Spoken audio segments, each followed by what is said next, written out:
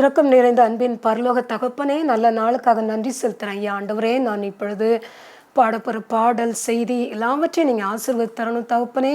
ஆண்டவரே, இந்த மக்கள் கேட்குற மக்கள் ஆண்டவரே மனம் திரும்பணும் ராஜா, மனம் திரும்பணும் தகப்பனே, ஆத்துமா ஆதாயப்படணும் தகப்பனே. அப்பா ஆண்டவரே, நான் கொடுக்குற செய்தி விருதாவா போயிடக்கூடாதப்பா, ஆசீர்வதிங்க ராஜா. மியூசிக் போடுற தம்பியும் கூட நீங்கள் ஆசீர்வதிங்க தகப்பனே.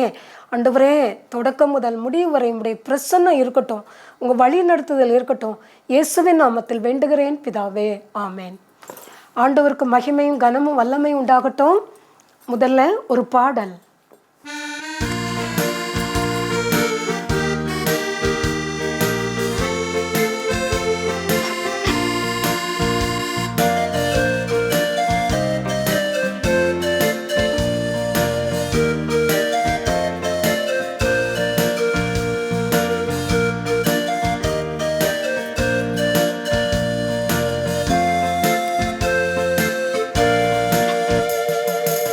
நடந்ததெல்லாம் நன்மைக்கே நன்மைக்கே, நன்றி சொல்லி மகிழ்வேன் இன்றைக்கே.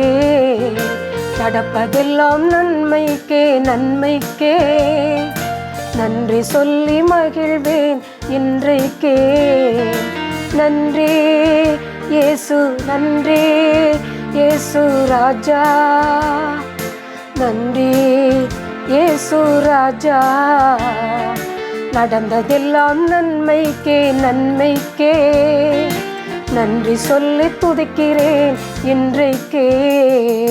நடப்பதெல்லாம் நன்மைக்கே நன்மைக்கே, நன்றி சொல்லி துதிக்கிறேன் இன்றைக்கே.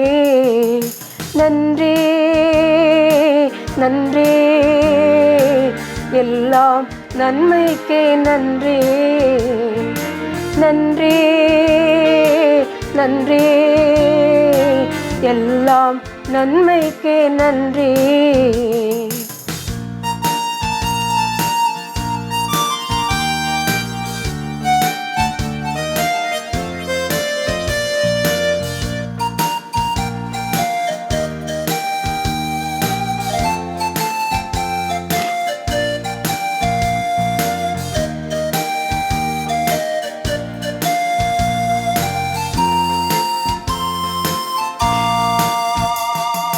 தீமைகளை நன்மையாக மாற்றினீர், துன்பங்களை இன்பமாக மாற்றினீர். தீமைகளை நன்மையாக மாற்றினீர், துன்பங்களை இன்பமாக மாற்றினீர். நன்றி நன்றி எல்லாம் நன்மைக்கே நன்றி, நன்றி நன்றி எல்லாம் நன்மைக்கே நன்றி. நடந்ததெல்லாம் நன்மைக்கே நன்மைக்கே, நன்றி சொல்லி துதிப்பேன் இன்றைக்கே. நடந்ததெல்லாம் நன்மைக்கே நன்மைக்கே, நன்றி சொல்லி மகிழ்வேன் இன்றைக்கே.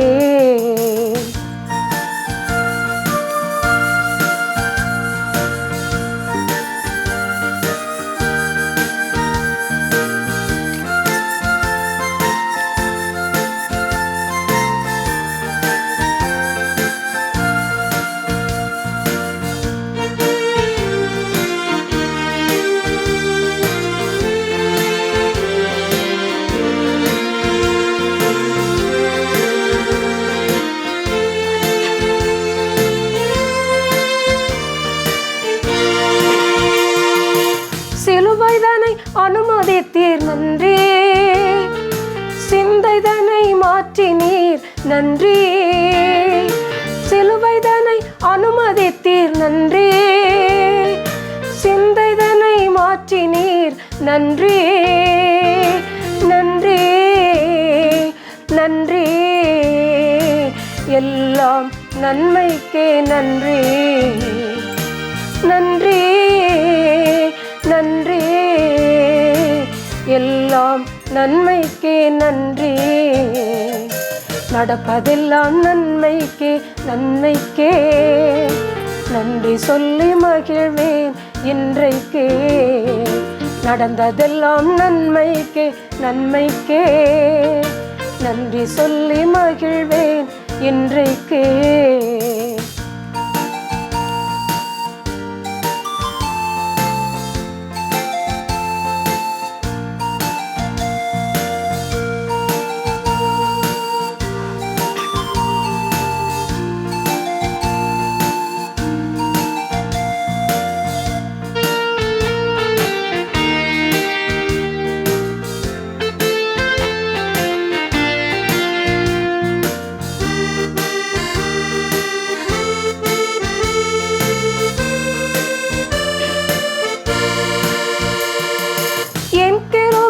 உனக்கு போதும் என்றே, பலவீனத்தில் என் பலன் விளங்கும் என்றே.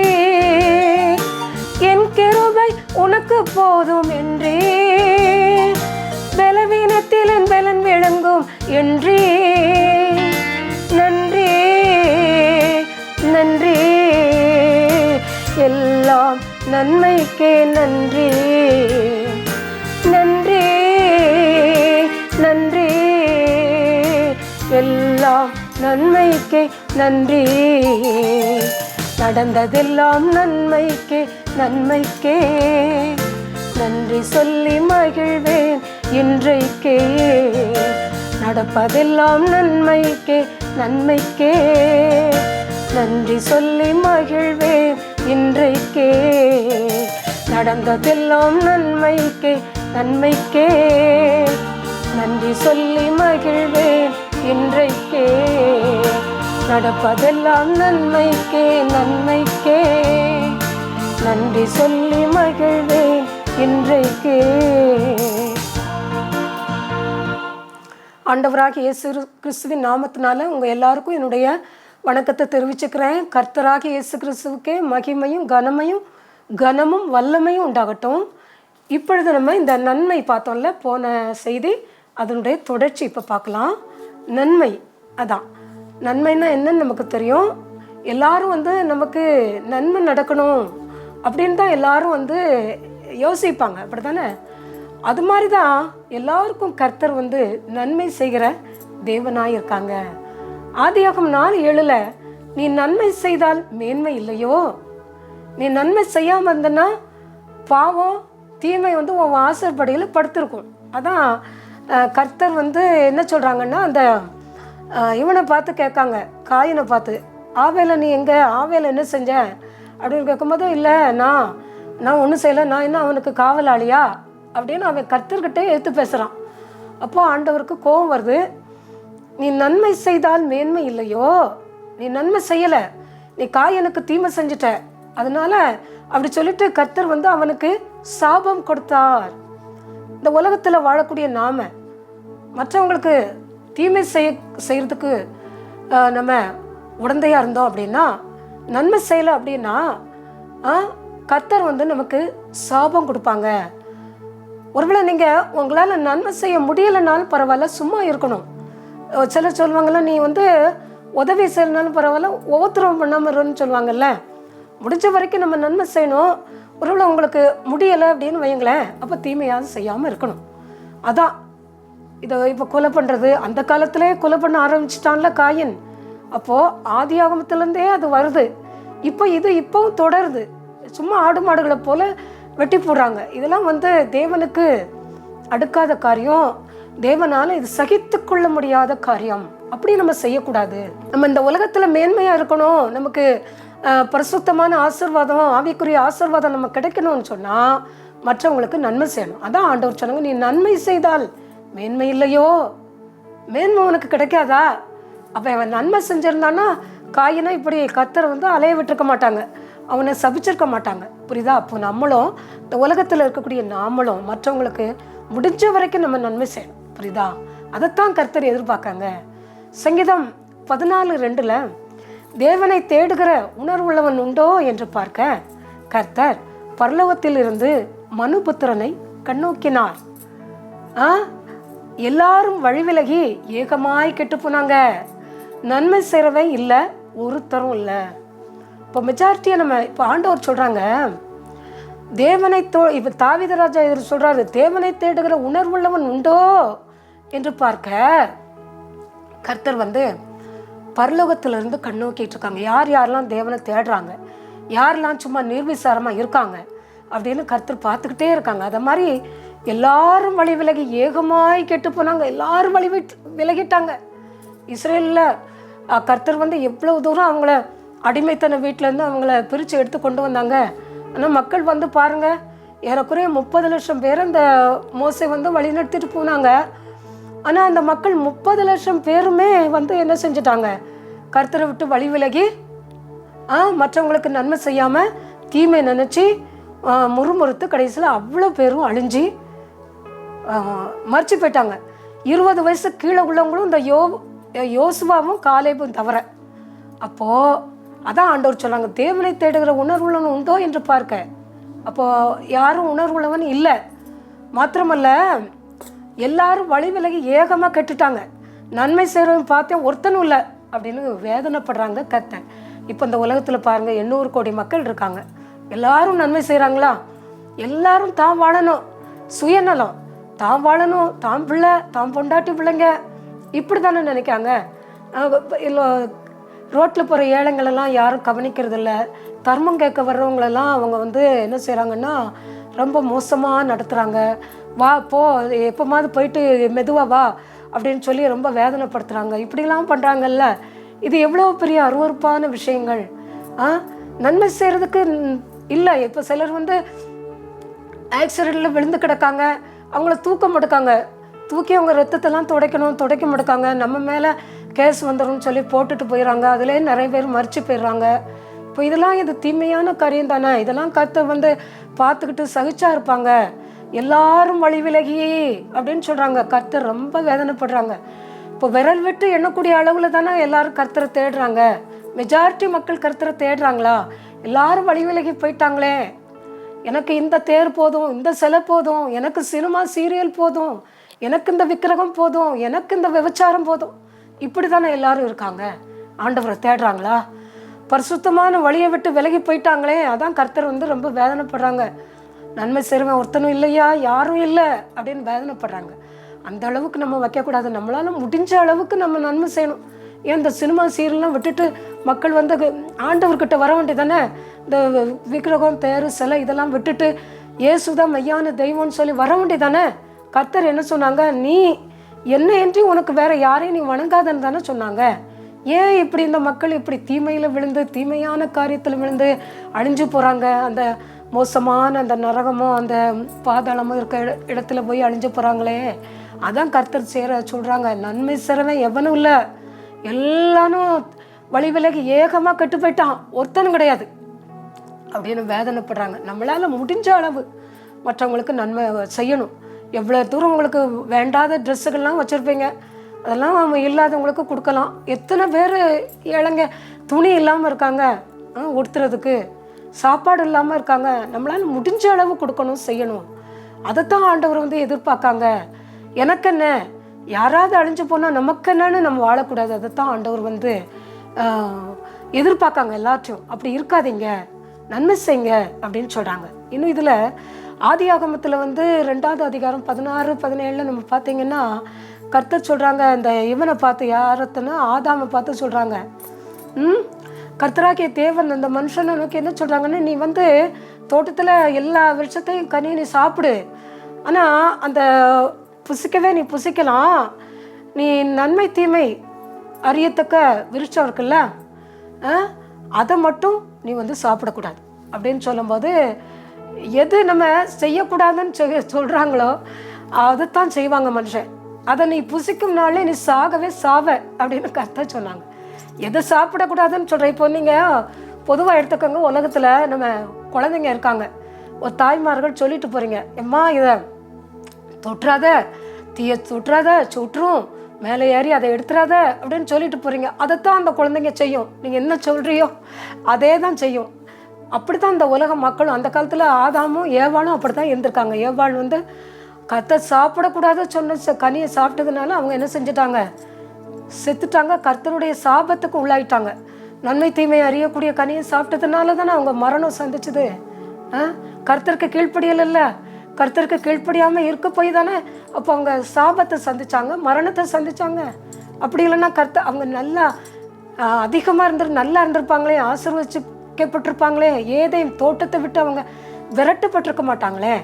பாருங்க ஏன் இவங்க இப்படி பண்ணாங்க. அதான் நம்மளும் என்ன செய்யணும், சின்ன விஷயத்துலையும் கூட நம்ம கர்த்தருக்கு கீழ்ப்படியக்கூடிய பிள்ளைகளாக இருக்கணும். அப்படி இருக்கும்போது தான் கர்த்தர் நமக்கு ஆசீர்வாதத்தை தர முடியும். நம்ம மற்றவங்களுக்கு நன்மை செய்யும் போது தான் கர்த்தர் நம்மளை ஆசீர்வதிக்க முடியும். சங்கீதம் 65:11 வருஷத்தை நன்மையினால் உம்முடைய நன்மையினால் முடிசூட்டுகிறீர், உமது பாதைகள் நெய்யாய் பொழிகிறது.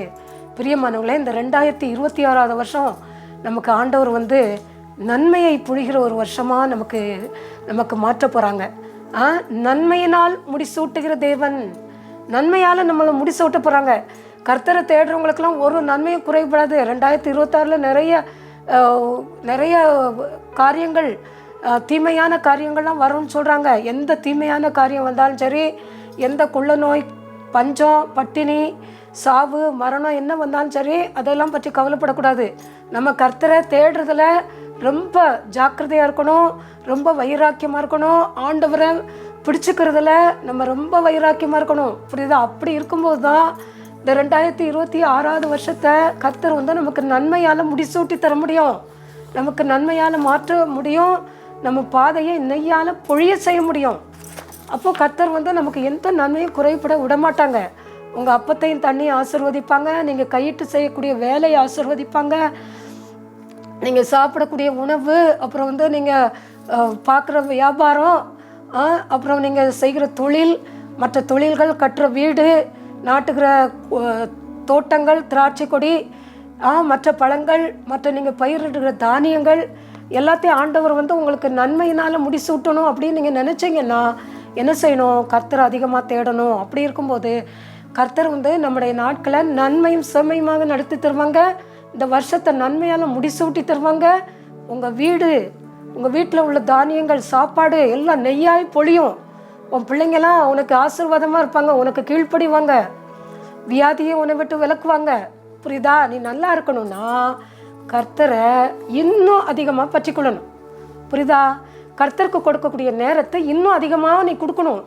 அப்படி இருக்கும்போது மாத்திரம்தான் கர்த்தர் உங்களை ஆசீர்வதிக்க முடியும். 2026 நிறைய தான் வரும்னு சொல்லியிருக்காங்க. நிறையா கொடூரமான காரியங்கள்லாம் நடக்க தான் போதும்னு சொல்லியிருக்காங்க. அதை பற்றிலாம் நம்ம கவலையே பட வேண்டாம். நிறைய பூசல், போராட்டம், குழப்பம் அதெல்லாம் வரும்னு தான் சொல்கிறாங்க. அதெல்லாம் நம்ம கவலைப்பட வேண்டாம். நம்ம ஆண்டவருடைய பிள்ளைங்க, நமக்கு ஒன்றும் வராது. புரியுதா? மலை போல் வந்தாலும் பனி போல் ஓடி போயிடும். காரணம் நம்ம கூட இருக்கிறது யாரு? ராஜாதி ராஜா, பரலோகத்தின் தேவன்ல நம்ம கூட இருக்காங்க, இயேசு. ஏன் நம்ம கவலைப்படணும்? சங்கீதம் 103:5 நன்மையினால் உன் வாயை திருப்தியாக்குகிறார், கழுகுக்கு சமானமாய் உன் வயது திரும்ப வாழ வயது போலாகிறது. நன்மையால் உன் வாய் திருப்தியாகும். புரியுதா? கழுகுக்கு சமானமாய் உன் வயது திரும்ப வாழ வயது போல் ஆகும்னு சொல்கிறாங்க. அப்போ நீ வாலிப பிள்ளை மாதிரி மாறிடுவீங்க, அடுத்தவங்களை தேடுறவங்க, கர்த்தரை தேடுறவங்க. என்ன அப்போ அப்படின்னா கர்த்தர் உங்களுக்கு நீடி ஆயுசு நாட்களை கொடுப்பாங்க அப்படின்னு அர்த்தம். புரியுதா? அப்போது நம்ம ஆண்டவரை தேடும் போது நமக்கு என்னது? ஒரு நன்மையும் குறைவுபடாமல் கர்த்தர் நம்மளை அவரே விதமாக ஆசீர்வதிக்க போகிற ஒரு தேவனாக இருக்காங்க. மாத்திரம் இல்லை, இன்னும் ஒரு இடத்துல சொல்லப்பட்டிருக்கு. எபேசியர் 6:2 உனக்கு நன்மை உண்டாயிருப்பதற்கும் பூமியிலே உன் வாழ்நாள் நீடித்திருப்பதற்கும் உன் தகப்பனையும் உன் தாயையும் கனம் பண்ணுவாயாக என்பதே வாக்குத்தத்தம் உள்ள முதலாம் கற்பனையாயிருக்கிறது. ஆண்டவர் சொல்றாங்க, உனக்கு நன்மை உண்டாய், நீ நல்லா இருக்கணும், உனக்கு நன்மையே வரணும் வாழ்க்கையில, எதை பார்த்தாலும் நீ நன்மை அடையணும் அப்படின்னு நன்மை உண்டாயிருக்கிறதுக்கும் பூமியில உன் வாழ்நாள் நீடிச்சிருப்பதுக்குன்னா என்னது? எல்லாரும் நீங்க என்ன நினைப்பீங்க? நீங்க 100 வருஷம் வாழணும்னு தானே நினைப்பீங்க. அப்போ உன் வாழ்நாள் உனக்கு நீடிச்சிருக்கணும் அப்படின்னா உன் தாயையும் உன் தகப்பனையும் உன் தாயையும் கனம் பண்ணு. இந்த உலகத்தில் 800 கோடி மக்கள் இருக்காங்களே, எத்தனை பேர் தாய் தகப்பனை கன்னம் பண்ணுறாங்கம்மா? கன்னம் பண்ணுறாங்களா?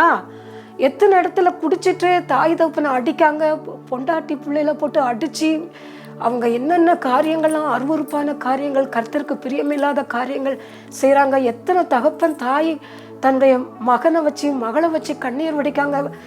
நீங்கள் கேள்விப்பட்டிருக்கீங்களா? நீங்கள் பார்த்துருப்பீங்க. இதெல்லாம் எத்தனையோ இடங்கள்ல நடக்கு. அதான் ஆண்டவர் ஒன்று, தாய் தகப்பனை நீ கனம் பண்ணு, தாய் தகப்பனை அடிக்காதீங்க. ஏன்னா 10 மாதம் உங்களை சுமந்து பெற்ற தாய், உன் தகப்பன் உன்னை வளர்த்து ஆளாக்கி உருவாக்கி விட்டுருக்காங்க. அப்போது அந்த தாய் தகப்பனை நம்ம கனம் பண்ணலைன்னா அது கர்த்தருக்கு பிரியமா? தாய் தகப்பனை அடிக்கலாமா? அவங்க மனசு நோவை நம்ம பேசலாமா? அவங்களுக்கு நம்ம நன்மை செய்ய வேண்டாமா? உங்கள் வாழ்நாள் உனக்கு நல்லா இருக்கணும்னு உன் தாய் தகப்பனை கனம் பண்ணு. எனக்கு தெரிஞ்சவங்க பக்கத்தில் ஒருத்தவங்க குடிச்சு வச்சு தாய் தகப்பனை அடிப்பாங்க, பொண்டாட்டியும் அடிப்பாங்க. அவெல்லாம் தாய் தகப்பெல்லாம் ரொம்ப வேதனைப்படுவாங்க. பொண்டாட்டி அழுவா, வேதனைப்படுவா. கொஞ்ச நாளைக்கு முன்னால் அவனுக்கு திடீர்னு ஏதோ ஒரு வியாதி, என்னன்னு தெரில, லிவர் ஃபெயிலியர் ஆகிட்டா என்னன்னு தெரில. ஆனால் அவன் மரித்து போனான். அவனுக்கு எத்தனை வயசு தெரியுமா? 40 வயசு. 40 வயசு. அப்போ இவனுக்கு வாழ்நாள் இருக்கா? இல்லை. காரணம் என்ன? தாய் தகப்பனை கனம் பண்ணலை. சரி, பிடிச்சா என்ன கண்ணு முக தெரியாமையே ஆயிடுவீங்க? அப்படி இருக்கக்கூடாதுல்ல. தாய் தகப்பனை கனம் பண்ணணும்ல. ஆண்டவர் அதைத்தானே எதிர்பார்க்காங்க. அதுதானே கர்த்தருக்கு பிரியம். இஷ்டப்படி நீ வாழ்ந்தன்னா கர்த்தர் சும்மா விடுவாங்களா? அதான் எடுத்துட்டாங்க. அவங்க இருக்கலை, எடுத்துட்டாங்க. அப்போ ஆனால் தாய் தகப்பன் வயசானவங்க அவங்க இருக்காங்க, அந்த மகன் இல்லை. பார்த்தீங்களா? இப்படி எத்தனை இடத்துல, ஒரு இடம் மட்டும் இல்லை, நான் நிறைய இடத்துல பார்த்துருக்கேன். ஒரு இடத்துல இப்போ சமீபத்தில் பார்த்த செய்தி, ஒரு பெத்த மகளும் மருமகனும் சேர்ந்து தாயை கொண்டுட்டாங்க, மறிச்சு போயிட்டாங்கன்னு நான் பேப்பரில் பார்த்தேன். மாத்திரம்ல, அது மட்டுமா, ஒரு தாய் மகனை கண்டிச்சிருக்கா, எப்பா பறிச்ச நீ படிக்கணும், அதனால் நீ என்ன செய்யணும்னா நீ இந்த செல்ஃபோனை தூர வச்சிரு, முடிஞ்ச உடனே நீ படிச்சுக்கலாம், முடிஞ்ச உடனே பேசிக்கலாம், பரிச்சை முடியட்டும்னு சொல்லி கட்டுப்படுத்தியிருக்கா. அந்த பையன் ஒருவேளை டீனேஜுக்காரனா என்னன்னு எனக்கு சரியாக தெரில. ஆனால் அவன் என்ன செஞ்சான் அப்படின்னா, அவளை ஒரு கத்தியை வச்சு குத்தி அதே இடத்துல அவளை கொலை பண்ணிட்டான். அட்லீஸ்ட் என்ன அவன் நல்லதுக்கு தானே செஞ்சா. பார்த்தீங்களா? நல்லதுக்கே காலம் இல்லை. பார்த்தீங்களா? ஒரு தாயை மகன் கொல்லணும்னு அப்போ என்னம்மா எப்படி அப்போ உலக? பார்த்தீங்களா? அதான் ஆண்டவர் சொல்கிறாங்க, வாழ்நாள் இப்போ அவன் எவ்வளோ கஷ்டப்படுவான். வாழ்நாள் உனக்கு நீடிச்சிருக்கணும் அப்படின்னா நீ என்ன செய்யணும்னா, உன் தாய் தகப்பனை கனம் பண்ணணும். உனக்கு நீ வாழ்க்கையில் நீ நல்லா இருக்கணும்னு நினைக்கியா? அப்போ நீ தாய் தகப்பனை கனம் பண்ணு. தாய் தகப்பனை கனம் பண்ணணும்னா இல்லை அப்படின்னா கண்டிப்பாக உன்னுடைய வாழ்க்கை கேள்விக்குறி. என்ன சீக்கிரத்தில் என்ன செய்யும்? அழிஞ்சு போகக்கூடிய ஒரு அவல நிலைமை நமக்கு வரும். அதனால நீங்கள் என்ன செய்யணும்? தாய் தகப்பனை கனம் பண்ணணும். எல்லாரும் 100 வயசு வரைக்கும் வாழணும்னு தானே நினைப்பீங்க. மரணம் எப்போ வரும்? யாருக்கு கண்டா? நீங்கள் வாலிப முறுக்கில் இருக்கேன்னு தாய் தகப்பனை அடிக்கீங்களே, இந்த வாலிப முறுக்கு எவ்வளோ நாளைக்கு இருக்கும்? யோசிச்சு பாருங்க. அந்த வாலிப இதில் தான் எல்லாரும் அப்படி கண்ணு முக்க தெரியாமல் செஞ்சிடுறாங்க. யோசிச்சு பார்க்காங்க. அப்படிலாம் செய்யக்கூடாதுமா. வாலிப சகோதர சகோதரிகளே, நல்லா நினச்சிக்கங்க. உங்கள் தாய் தகப்பனை என்ன செய்யணும்? கனம் பண்ணணும். ஏன்னா அப்போ தான் உங்கள் வாழ்நாள் நல்லா இருக்கும். அடுத்தது நீதிமொழிகள் 3:27 என்ன சொல்லப்பட்டிருக்குன்னா, நீ நன்மை செய்யும்படி உனக்கு திராணி இருக்கும்போது அதை செய்யத்தக்கவர்களுக்கு நீ செய்யாமல் இருக்காத. அது உனக்கு பாவம். அது மட்டும் இல்லை, உன்னிடத்தில் பொருள் இருக்கையில் உன் அயலானை நோக்கி நீ போய் திரும்பி வா, நாளைக்கு தருவேன் அப்படின்னு நீங்கள் சொல்லாதீங்க அப்படின்னு சொல்கிறாங்க. இப்போ இதில் என்னென்னா, கர்த்தர் சொல்கிறாங்க, உனக்கு நன்மை செய்ய திராணி இருக்கும்போது, திராணின்னா பலன், உனக்கு நன்மை செய்ய நல்ல திராணி இருக்குமா? பலன் இருக்குது. அப்படி இருக்கும்போது நீ செய்யத்தக்கவங்களுக்கு செய்யாமல் இருக்காது. இப்போ படுக்கையில் இருக்கவங்க அவங்களால முடியாது. ஏன்னா அப்புறம் கை கால் இல்லாதவங்க அவங்களால முடியாது. என்ன அப்புறம் ரொம்ப வியாதியில் இருக்கவங்களால நன்மை செய்ய முடியாது. புரியுதா? ஒன்றும் இல்லாதவங்களால நன்மை செய்ய முடியாது. உனக்கு திராணி இருக்குல்ல, ஆண்டவர் உனக்கு நல்ல பணம் கொடுத்துருக்காங்க, வீடு வாசல் கொடுத்துருக்காங்க, சொத்து சுகங்கள் கொடுத்துருக்காங்க, உனக்கு எல்லாம் சாப்பிட்றதுக்கு ஆகாரம் கொடுத்துருக்காங்க, துணி ஏகப்பட்ட ட்ரெஸ்ஸு கொடுத்துருக்காங்க. அப்போ திராணி இருக்குல்ல, அப்போ நீ செய்யத்தக்கவர்களுக்கு செய்யாமல் இருக்காத. ஒரு குஷ்டரோகிகள் வந்து கேட்காங்க அப்படின்னா அவங்கள வந்து வெறுமையாக அனுப்பக்கூடாது. ஒரு நேரம் டீ குடிக்கிறதுக்காக ஒரு குறைஞ்சது 50 ரூபாயாவது அந்த குஷ்டரோகிகளுக்கெல்லாம் கொடுக்கணும். அவங்கள விட்டுறாதீங்க. அவங்கள பார்த்து ஒரு மாதிரி ஏளனமாக பார்க்காதீங்க. ஏன்னா அதெல்லாம் ஆண்டவருக்கு அது அடுக்காத காரியம். சிலர் விரல் இல்லாமல் கை இல்லாமல்லாம் வருவாங்கல்ல, அவங்களெல்லாம் நம்ம இளக்காரமாக நம்ம நினைக்கக்கூடாது. அவங்களுக்கெல்லாம் நம்ம நன்மை செய்யணும். புரியுதா? அது மாதிரி உங்ககிட்ட பொருள் இருக்குது, உனக்கு நிறைய பொருள் வச்சுருக்க, ஏகப்பட்ட ரூபா வச்சுருக்க. உன் அயலானை பார்த்து வர்றவங்க ஏழையாக வருவாங்க, இன்றைக்கி போயிட்டு நாளைக்கு திரும்ப வா அப்படின்னு சொல்லாதீங்க. அவங்க எவ்வளோ கஷ்டத்தில் வருவாங்களோ, தெரியுதா? அதெல்லாம் யோசிங்க. அதான் சாலமன் சொல்கிறாரு, உனக்கு நன்மை செய்யும்படி உனக்கு திராணி இருக்கும்போது, நமக்கு பலன் இருக்கும்போது செய்யாமல் பிறகு எப்போம்மா நம்ம செய்ய போகிறோம்? சொல்லுங்கள். திடீர்னு படுக்கையில் விழுந்துட்டோம், எப்படி நம்ம மற்றவங்களுக்கு நன்மை செய்ய முடியுமா? இப்போ மற்றவங்களுக்காக ஜெபிக்கிறதும் ஒரு நன்மை தான். எத்தனை பேர் சொல்லுவாங்க தெரியுமா, எனக்காக ஜெபிச்சிக்கன்னு. ஆனால் எல்லோரும் நம்ம ஜெபிக்கிறோமா? நமக்காக நிறைய பேர் ஜெபம் பண்ணுவேன்னு சொல்கிறாங்க. எல்லோரும் ஜெபிப்பாங்களா? ஏதோ சொல்லுவாங்க, ஆனால் செய்வாங்களான்னு தெரியாது. இதுதான் உலகம்மா. அதனால் நம்ம என்ன செய்யணும், நமக்கு முடிச்சளவு ஜெபிக்கலாம்ல. வியாதியாக இருக்கவங்களுக்கு ஜெபிக்கலாம், அது ஒரு நன்மை தானே. தண்ணி கொடுக்கலாம், தண்ணி இல்லாமல் வர்றவங்களுக்கு தண்ணி கொடுக்கலாம். என் பொருட்டு நீ ஒரு கலசம் தண்ணி கொடுத்தாலும் நீ அதுக்குரிய ஆசீர்வாதத்தை நீ அடையாமல் போக மாட்டேன்னு கர்த்தர் சொல்கிறாங்கல்ல. இப்போ தண்ணி கொடுக்கலாம்ல, இது ஒரு நன்மை தானே. இன்னைக்கு போய்ட்டு நீ நாளைக்கு வான்னு ஏன் சொல்கிறீங்க அப்படின்னு கர்த்தர் சொல்கிறாங்க. அதான் அப்போது நம்மளால் முடிஞ்ச அளவுக்கு நம்ம வந்து என்ன செய்யணும், நன்மை செய்யணும். நீதிமொழிகள் 19:17 ஏழைக்கு இறங்குகிறவன் கர்த்தருக்கு கடன் கொடுக்கான், அவன் கொடுத்ததை அவர் திரும்ப கொடுப்பார். நீ ஏழைகளுக்கு இறங்குறீங்களா, கர்த்தருக்கு கடன் கொடுக்குற மாதிரி. என்ன, ஏழைகளுக்கு நீ ஒரு 10 சேலை எடுத்து கொடுத்தனா உனக்கு ஒரு 10 சேலை யாராவது எடுத்து கொடுப்பாங்க. அப்படி ஏழைங்களுக்கு ஒரு 1000 ரூபா கொடுத்தனா உனக்கு 10,000 ரூபா யாராவது தருவாங்க. ஏன்னா எங்கேயாவது உனக்கு வரும். அதான் நீ கொடுத்ததை கர்த்தர் உனக்கு திரும்ப கொடுப்பார் அப்படின்னு அழகாக கர்த்தர் சொல்லியிருக்காங்கல்ல. என்ன, நம்மளால் முடிஞ்ச அளவுக்கு அதான் ஏழைகளுக்கு இறங்கணும். ஏழைங்க அப்படின்னா அவங்கள வந்து இளக்காரமாக ஒரு மாதிரி அசால்ட்டாக ஒரு மாதிரி அசட்டை பண்ணக்கூடாது. ஏன்னா கர்த்தர் வந்து ஏழைங்களை தானே நேசிக்காங்க, பணக்காரங்களெல்லாம் கர்த்தர் நேசிக்கலை. கர்த்தர் சொன்னாங்க, சிறுமையும் எளிமையுமானவன் மேல் கர்த்தர் நினைவாக இருக்கிறார். உங்கள் மேலே என் மேலெல்லாம் நினைவாக இருக்காங்களா? இருப்பாங்க. ஆனால் சிறுமையும் எளிமையுமானவன் மேலே தான் கர்த்தர் அதிகமாக நினைவாக இருக்காங்கன்னு சொல்லி வேதம் சொல்லுது. என்ன, அதனால் நம்ம என்ன செய்யணும்னா நமக்கு முடிஞ்ச அளவு ஏழைகளுக்கு இறங்கணும். ரோட்டில் படுத்திருக்கவங்களுக்கு எழுப்பி சாப்பாடு கொடுக்கணும். ஏன்னா சிலர் வந்து போத்திக்கிறதுக்கு துணி இல்லாமல் கூட படுத்திருப்பாங்க. அவங்களுக்கெல்லாம் நீங்கள் எழுப்பி, ஒரு வயசானவங்க அம்மாவோ ஐயாவோ எழுப்பி நீங்கள் அவங்களுக்கு வந்து இதெல்லாம் கொடுக்கணும். ட்ரெஸ்ஸு கொடுக்கணும், சாப்பாடு கொடுக்கணும். இதைத்தான் கர்த்தர் வந்து விரும்புகிறாங்க. நன்மை செய்யணும். ஒருத்தன் கடன் கேட்டு வந்து அவனுக்கு இல்லைன்னு மறுக்கக்கூடாது. அதனால் அதை நம்ம என்ன செய்யணும், அதைத்தான் கர்த்தர் வந்து என்ன செய்கிறாங்க, விரும்புகிறாங்க. கலாத்தியர் கடைசியாக 6:9-10 நன்மை செய்கிறதில் நீ சோர்ந்து போகாமல் இருப்போமாக, நாம் தளர்ந்து போகாதிருந்தால் ஏற்ற காலத்திலே அறுப்போம். நன்மை செய்கிறதுல நம்ம சோர்ந்து போகக்கூடாது. தளர்ந்து போகலைன்னா ஏற்ற காலத்தில் அறுப்போம். எப்பா இவளுக்கு கொடுத்து என்னால் முடியலையே அப்படின்னு நினைக்காதீங்க.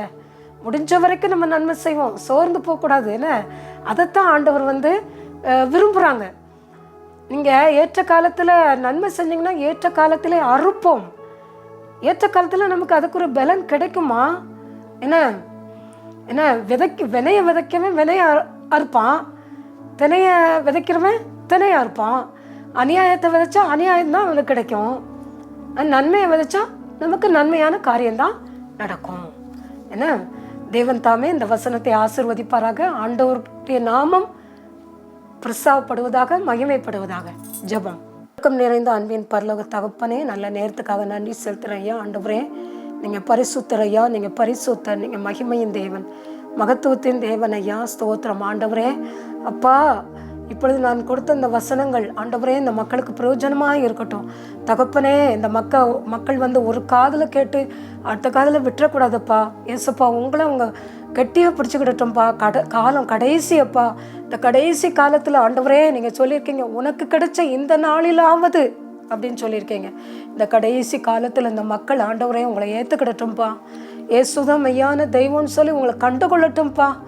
என்னென்ன அருவருப்பான காரியங்களெல்லாம் வணங்கி ஆண்டவரே வீணான விருதாவான காரியங்களை வணங்கி விருதாவாக இருக்காங்களே, இந்த அவல நிலைமை மாறட்டும். தொலைக்காட்சி பார்த்து கொண்டு இருக்கிற மக்கள் என்னென்ன வியாதியால் கஷ்டப்படுறாங்களோ அவங்க வியாதியிலலாம் இருந்து சுகம் கொடுங்க. கைவலி, கழுத்து வலி, மூட்டு வலி, pressure, sugar, cancer, blood cancer, breast cancer, brain cancer, liver cancer, lungs cancer, கிட்னியில் இருக்கக்கூடிய கேன்சர், கர்ப்பப்பை கணையத்தில் இருக்கக்கூடிய கேன்சர், எல்லாவற்றிலும் வந்து விடுதலையை கொடுக்கணும். ஐயோ எனக்கு டயாலிசிஸ் பண்ணுறாங்களேன்னு சொல்லி வேதனையாக இருக்காங்களா, அந்த மக்களுக்கு அதுலேருந்து நீங்கள் விடுதலையை தரணும் தகப்பனே. விடுதலையை கொடுங்க, அதுலேருந்து விடுதலையை கொடுங்க. மாறட்டும், புது கிட்னியை கொடுங்க. இன்னும் பக்கவாதம் உட்பட பல நோயால் பாதிக்கப்பட்ட படுக்கையில் இருக்கக்கூடிய மக்களுக்கு படுக்கையை மாற்றி போடுங்க. எல்லா குடும்பங்களையும் தமிழகம், இந்தியா உட்பட உலக குடும்பங்களில் சமாதானத்தை கொடுங்க. எத்தனை குடும்பங்களில் சண்டை சச்சரவு, கணவன் மனைவி கிடையாது, பிள்ளை பெற்றோர்கள் கிடையாது, ஐயோ சண்டையால் எவ்வளவு வேதனைப்பட்டு நொந்து போகிறாங்க. இந்த அவல நிலைமை வேண்டாம், சமாதானத்தை கொடுங்க. குடும்பங்களை பொறுப்படுத்துக்கங்க. எல்லா குடும்பங்களையும் இயேசுவின் ரத்தம் தெளித்து பாதுகாத்து கொள்ளுங்க. யோபு குடும்பத்தை பாதுகாத்து போல, வேலை அடைச்சது போல எல்லா குடும்பத்தையும் வேலை அடைச்சு பாதுகாத்து கொள்ளுங்க தகப்பனே. அப்பா ஒவ்வொருவரும் மனம் திரும்பட்டும். மெஜாரிட்டியான வாலிப ஆண்கள், பெண்கள், சின்னவங்க, பெரியவங்க எல்லாரும் மனம் திரும்பட்டும். ஆண்டவரே இயேசுதான் மெய்யான தெய்வம் என்று சொல்லி ஒவ்வொருவரும் உங்களை கண்டுகொள்ளக்கூடிய நல்ல ஞானத்தை, கிருபையை தாங்க. பொறுப்படுத்துக்கங்கப்பா ஆண்டவரே. நாங்கள் அனுபவிக்கிற ஒவ்வொரு துளி நிமிஷமும் உடைய புதிய கிருபையால் பாதுகாத்து வழி நடத்திட்டு வர்றீங்களே, அதற்காக நன்றி செலுத்துகிறோம் ஐயா. மீதியான நேரம் முழுவதையும் பொறுப்படுத்துக்கங்க, வழி நடத்துங்க. இயேசுவின் நாமத்தில் வேண்டுகிறேன் பிதாவே, ஆமேன். தேவன் தாமே ஆசீர்வதிப்பாராக, ஆமேன். என் ஃபோன் நம்பர் குறிச்சிக்கிறீங்களா? 9487549354.